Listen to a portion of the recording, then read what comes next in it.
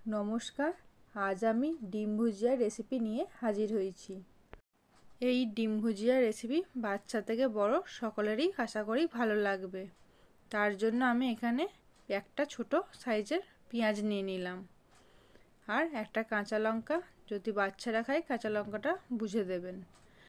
Tomato ছোট সাইজের অর্ধেকটা দিলাম আর দিলাম ক্যাপসিকাম আর একটু ধনেপাতা। ভালো করে চপ করে নেব। এখন সমস্ত উপকরণ চপ করা হয়ে গেছে। এইবার একটা ডিম ফাটিয়ে আমি দিয়ে দিলাম আর একটু লবণ দিয়ে ভালো করে ফেটিয়ে নেব। আপনারা এই কাজটা বাটি চামচের সাহায্যেও করতে পারেন। তারপরে আমি কড়াইয়ে তেল দিয়ে দিলাম পরিমাণ মতো, দিয়ে ফেটানো ডিমটা আমি দিয়ে দিলাম। তারপর গ্যাসের ফ্লেম কমিয়ে খুব ভালো করে নাড়িয়ে নিতে হবে, নাহলে নিচে লেগে যেতে পারে।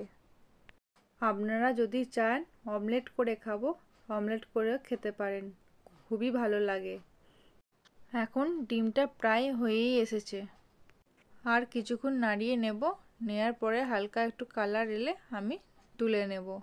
এখন দেখতেই পাচ্ছেন কালার চলে এসেছে। এবার আমি গ্যাস বন্ধ করে ডিমটা একটা পাত্রে তুলে নেব।